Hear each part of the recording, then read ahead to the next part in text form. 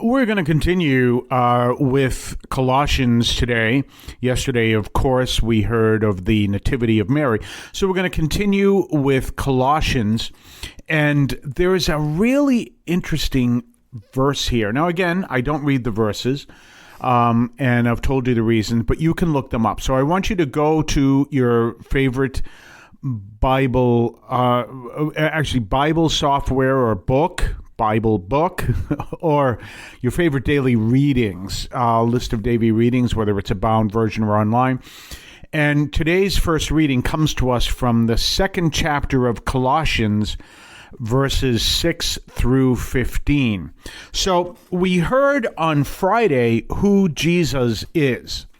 And now what St. Paul is talking to us is how to live understanding who Jesus is. And this is an important thing to understand, because realize what he is saying is your foundation is encountering Christ. Now, keep in mind what's going on here. This is the early church.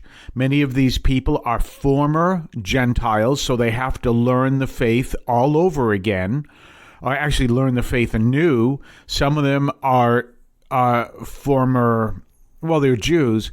They're now Messianic Jews, and they understand the foundation of Judaism, but now they have to, in their understanding, learn the next step, which is in Christ.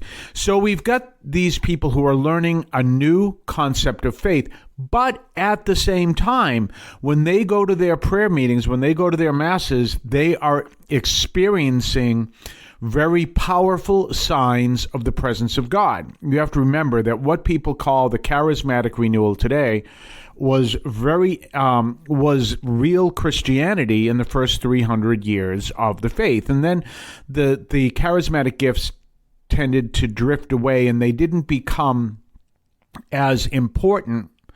Is what became more important was embracing the truth of Christ. Now we're going through a real difficult time in the church, and in this difficult time, what we're learning is there's kind of been a drift over to philosophical understanding, which is fine.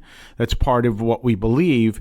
But at the same time, in this philosophical understanding, there is kind of a taking away of what we truly believe. And it's been changed, and I talk about this all the time, and it's been changed to living a moral life. That is a radical difference than what St. Paul is talking about. Because remember, the Greeks understood a moral life. They clearly understood. They may not have understood the same type of morals as we do, but the word virtue comes from the Greeks. And so they understood that. But the Greeks weren't Christian. Always remember, Aristotle was never a Christian. He lived 200 years before Christ. And St. Thomas Aquinas took a lot of the teaching from Aristotle, who never met Christ, and put it into his teaching, and that's fine, because Aristotle had these powerful teachings we understand, like the Nicomachean ethics and everything else, but they weren't Christian because he didn't know Christ. And now here we are with people who have come to have an experience of Christ. Many of them may have seen miracles around them. Many of them may practice the speaking in tongues. If not, they are familiar with it. They may have heard prophecy in their midst. They may have heard very powerful things. And so they have an encounter with Christ that when we bring in what St. Paul is talking, it is in the same element. So what he is talking about is now you have embraced Christ, and we see the signs of this by what's happening in our houses, this is St. Paul talking, me extrapolating from what St. Paul is talking, in our houses, in our masses, in our prayer meetings, and all that stuff. We see that happening. Now we've got to solidify the teaching that is behind all this and make that part of us.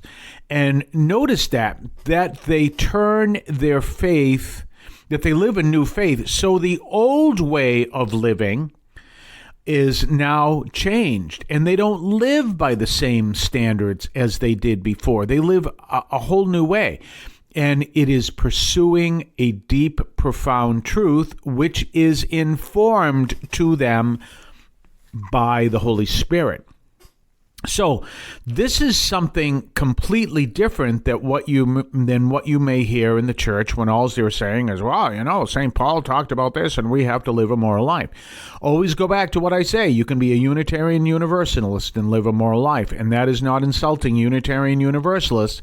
It's understanding that they have a different type of belief, a different type of faith. Some of them are atheists. But they believe in church. They believe in going to church or gathering, however they'd call it. And they may study philosophers and everything else. But you can't say that they don't believe in living a moral life. Do you understand? So it goes far deeper. So what St. Paul is saying is to come to a deeper understanding of what we believe and to live it. And that involves the spiritual incorporation in our lives and understanding this truth that we learn from Christ, which we may not be able to find anywhere, which we won't be able to find anywhere else. I have a Substack coming up, well, let me start by saying my Substack from last week, obviously not counting the homily, which I try to put up there every week, but you have to realize I don't preach every week anymore because I'm no longer affiliated with a parish. So I don't always preach. And although I do greatly enjoy preaching, but right now that's not there. And one of the things that I talk about, one of the things I live by and understand is that we really need to come to have a deeper appreciation of what it means to be a Christian. And many people say they really like my homilies because I give people that kind of teaching. I give people an understanding of living the faith in their daily life. That's what I do. And so I will talk about living the daily life and being people of faith. And one of the things we see in that is with St. Paul, and he's talking about allowing this whole new understanding of, remember, Christianity is ultimately an anthropology more than a philosophy. It is a spiritual truth that gives us a new understanding of what we mean through being a person. And St. Paul, a person of Christ. So St. Paul talks about not to get lost in philosophy. Now, he's not against philosophy. Or, as he says, all these other teachings of human tradition. Now, in my Substack coming up on Wednesday, which is tomorrow as I record this, as you hear this rather, fascinating show I listened to, which I'm not necessarily going to recommend to you because many people may hear what I'm about to say and be horrified. But listen, don't go away. Don't run away. Okay. You've heard me say on this podcast, on the radio show, I do listen to, at times, Coast to Coast AM. Now, you need to know a little bit of my history. I am deeply in touch with radio. I love radio. I've been involved with radio. Right now, I'm studying how to be a ham operator. So I am deeply in touch with radio. Radio is big for me.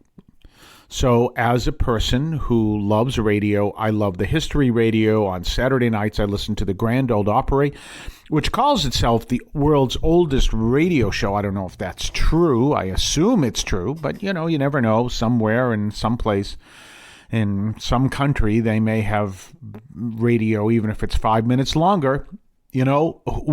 Where is the nation's oldest subway?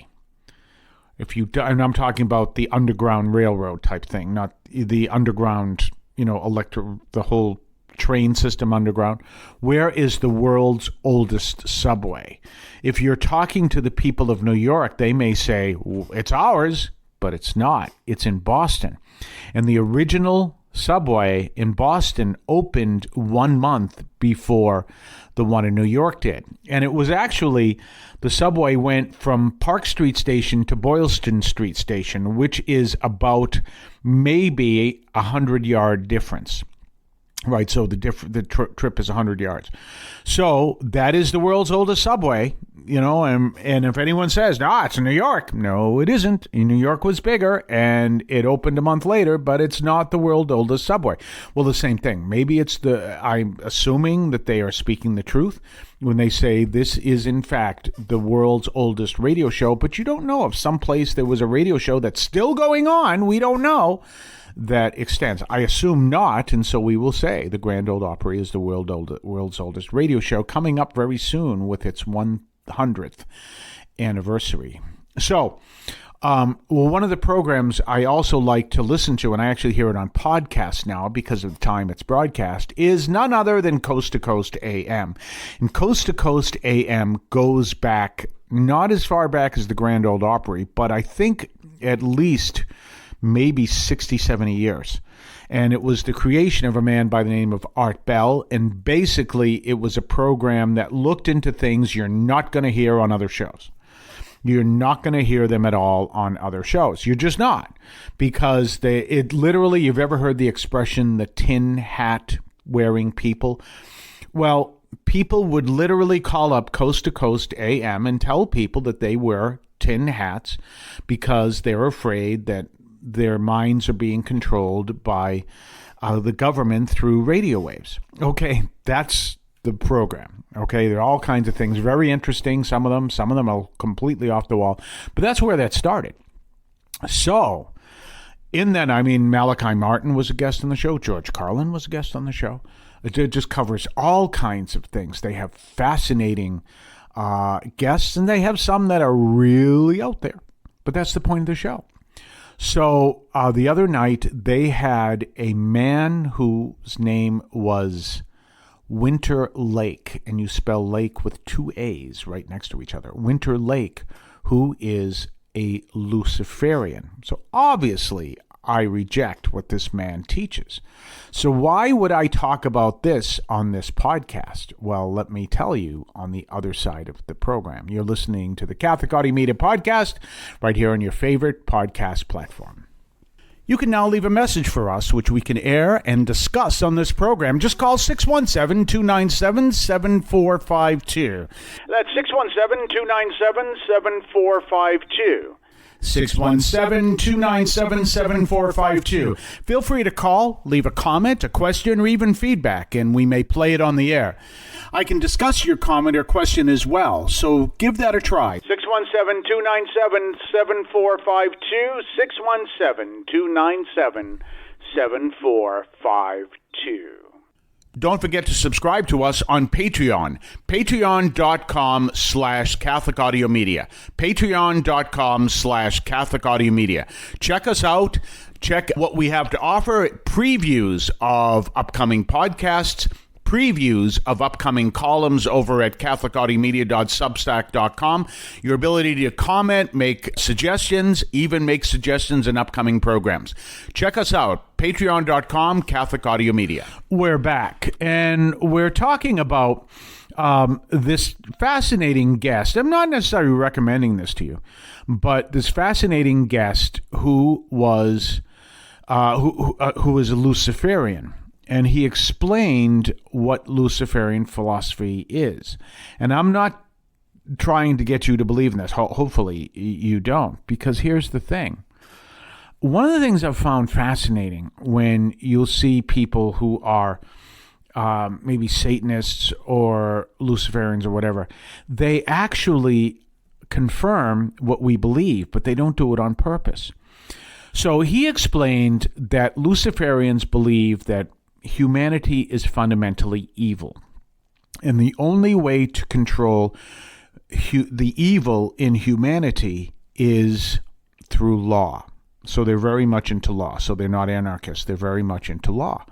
Okay, when I'm hearing this, I'm like, wow. Why? Because Catholicism is the exact opposite. It's not even a case of, well, we don't agree with that. No, it's the exact opposite. And that is profound. Not about Luciferianism, but about Catholicism. See, Catholicism believes, and by the way, many Protestant faiths do not believe what I'm about to tell you, but Catholics do. Believe that humanity is fallen, but still fundamentally good, because all creation is fundamentally good because it was created by Christ, by God, the Father through the Son. Or the Father with the Son and the Holy Spirit. Anyway, we won't go there. So that is the powerful reality of what we believe. And the Luciferian, it doesn't believe something different. They believe the exact opposite. That caught my attention, because that's profound, because this is what we believe, is that they are light and dark in a sense. What is it that Jesus said about the difference between those who embrace him and those who reject him? The light and the darkness. Now, Satan is not the opposite of Christ. We know that. But darkness is the opposite of light. And it's profound that this would happen. It's profound that this statement, and I don't know if this man recognized this, and I don't know if the host recognized it, Ryan Recker. I don't know if the host recognized it. He said, well, I'm a Christian. I don't necessarily believe in this, or I don't believe in this stuff. And I'm listening. I don't know if, because, I also had other things to do and stuff, but I'm listening to this part of the show, and I don't know if he picked up on it. That is the opposite of what we believe. And so why I bring that up is, of course, Paul is talking about avoiding these earthly philosophies and these, human ideas and stuff like that. And then we have this man who preaches, doesn't preach, who explains this philosophy that we don't believe, but it fits exactly with what we teach about that philosophy. I'm like fascinated. So hear this out. Jesus loved us and loves us so much that he, obedient to the Father, he dies on the cross. Why? Because we are redeemable. What does Luciferian philosophy teach? We are not redeemable. You see that radical difference. So in order to control this evil, you make laws. What does our faith teach? There are 2 laws we need to follow. Only 2. Love the Lord your God with all your heart, soul, mind, and strength. Love your neighbor as yourself. Just 2 laws. Even if we take all the laws in the Jewish faith, there is 600 some odd laws. That's certainly not a lot of laws. And that's there's 1 law for every bone in the body. So however many bones in the body, there are Jewish laws. So, wow. You see that? And so in order to control evil in Luciferian, you need more and more and more laws. Whereas I told you last week, I am an anarchist, a Christian anarchist, because I believe if people truly lived their Christian life, there would be no need for law. Gandhi said, according to Gandhi and according to Mother Teresa, if Christians truly lived their religion, there wouldn't be a Hindu in India. I can feel, meaning I believe, that part of the problem with all our violence and everything in our society is because people turn their back on God. And one of the things that I believe it was Ryan Recker brought up was that Luciferianism is growing because people turn from God and they don't know which path to follow. So this is this powerful time for us not to push, canon law, but to start getting back to what you see in Colossians and start getting back to that and start studying that and saying, how is it we're supposed to live our faith? And stop listening to these people online who will teach you every jot and tittle of Catholic teaching. They miss the point, because remember this. St. Paul didn't know every jot and tittle of Catholic teaching because he's one of the creators of it. And a lot of it came after him. But he understood following Christ and embracing Christ. And he understood more of it. So also, Well, speaking of Luciferianism, we got these exorcists out there that are preaching this is how to fight the devil. If you have any of these online influencers or anyone else who have you focused on the devil in the name of Christ, the Luciferians, hopefully, you'll get to realize, well, I'm really not a big fan of this, so I don't want to focus my life there. But what do you know? It really kind of indicates everything we believe as Catholics is true. But some of these guys, you got to be afraid of the devil. Oh, don't go see this. The devil may get you. Oh, no, don't do that. The devil may get you. Where is your focus? They have you focused on the devil, probably even more so than the Luciferian. Do you understand how dangerous those people are? Because they're not preaching the power of Christ. And when you turn around and you focus on Christ, you're not worried about this. But do understand something else.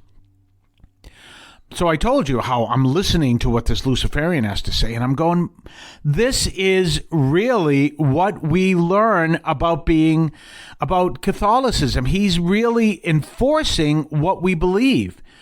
Because Luciferianism obviously it would be rooted in what Satan wants. Although I'm not sure he even believes in Satan or anything else, but that happens all the time. The people, but there was one Satanist said, "We don't believe. It's not that we don't believe in God, but we believe we can be our own gods." Oh, you just voiced the exact first temptation in the book of Genesis, and you didn't get it. You didn't realize that. And I showed that to a bunch of confirmation students. Look at this. He says it's not that we don't believe in God. We believe we are gods. Or we believe we can choose our own gods. And then I go, look at what Genesis teaches. You see, this inadvertently demonstrates to us, it's the darkness that demonstrates the light. But when you have someone acting as an angel of light, you may not see the light as well. And that's someone who, in the name of Christ, focuses you on the devil, which is not what I'm doing here. I'm focusing you on Christ and saying, look, that darkness is showing us that the light we follow is true. And if we seek to follow Christ, we don't have to worry about that stuff. So these people who are online teaching you to be focused on, oh, no, you have to be careful. If you go see a horror movie, you'll be possessed. Give me a break. Oh, you got to be careful. You say the wrong thing, you'll be possessed. No, possession is very rare. I've never seen a case of possession that I know of. But I will tell you this. The closest thing I have ever seen to possession, granted, I've never seen one, but the closest thing I've ever seen to possession is addiction.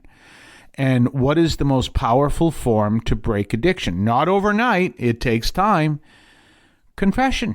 The sacrament of reconciliation, regular Mass going. If you have to, go to Mass once a week. Go to reconciliation once a week.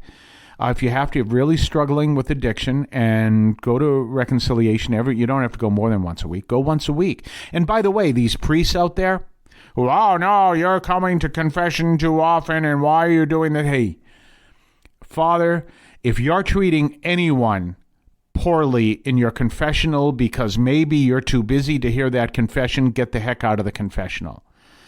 I'm going to tell you right now, and that's probably what you want to do, but get out of the confessional. I hear these stories. You see them online of people who go into the confessional and are treated rudely, or they're because, maybe you were a bother, or maybe the person went to confession too many times for your liking, or maybe whatever. You realize that, and I'm speaking to these priests and everyone else, you realize that we have huge corporations in our world. Let's take a big corporation. Well, let's take one. It's an international corporation. It happens to be my phone company, T-Mobile. All right, huge corporation based in Germany, the whole bit, I think it's based in Germany. Huge corporation. All right.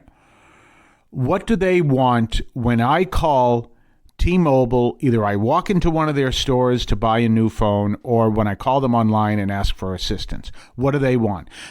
They want me to be treated with the utmost respect and really walk out of there happy, because they want me to really consider anytime I'm looking for a phone, that I buy T-Mobile. And one of the things I always tell them when I walk into a store, they go, how long have you been a customer? I says, I've been a customer since practically you've been in business. I belong to there was a company called OmniPoint, and then it was bought by another company, and then it was bought by T-Mobile. So I've been, and then they look me up and they go, oh, you're one of our oldest, one of our oldest customers in more ways than one. So you see that. So what do they want when I walk out of that store? They want me to feel good about the experience. When someone walks into your confessional and you pull this stuff where you give them a hard time, you insult them, or you even yell at them or anything else, then you're not doing your job in either quit hearing confessions or change your way of hearing confessions. Every person who comes into a confessional, even if by chance, which would be the very rare case, even if by chance you can't give them absolution, they may not be happy about that, but they have to be happy about this experience. Otherwise, what do? You teach them to reject the faith. And we even have people who reject our faith, who prove what we believe is true. It's amazing. This is absolutely amazing. So I'm tired of hearing these people, these bad stories of being in confession. So there we are. The greatest example of demonic possession I've ever seen, which is not demonic possession, it's just like an example, is addiction. And what is one of the most powerful ways to break addiction? Have people go to confession regularly. I always say, if you have to, go once a week. And if you have a priest who gives you a hard time for that, send them to me. But you see my understanding. It's fascinating. It's powerful. And, get people to be focused on Christ and turn from these people who got them focused on the devil. We'll be back on the other side of the break. You can now leave a message for us, which we can air and discuss on this program. Just call 617-297-7452. That's 617-297-7452.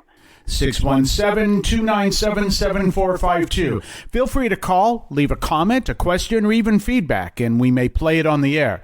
I can discuss your comment or question as well, so give that a try. 617-297-7452, 617-297-7452. Don't forget to subscribe to us on Patreon. Patreon.com/Catholic Audio Media. Patreon.com/Catholic Audio Media. Check us out. Check what we have to offer. Previews of upcoming podcasts. Previews of upcoming columns over at catholicaudiomedia.substack.com. Your ability to comment, make suggestions, even make suggestions in upcoming programs. Check us out. Patreon.com, Catholic Audio Media.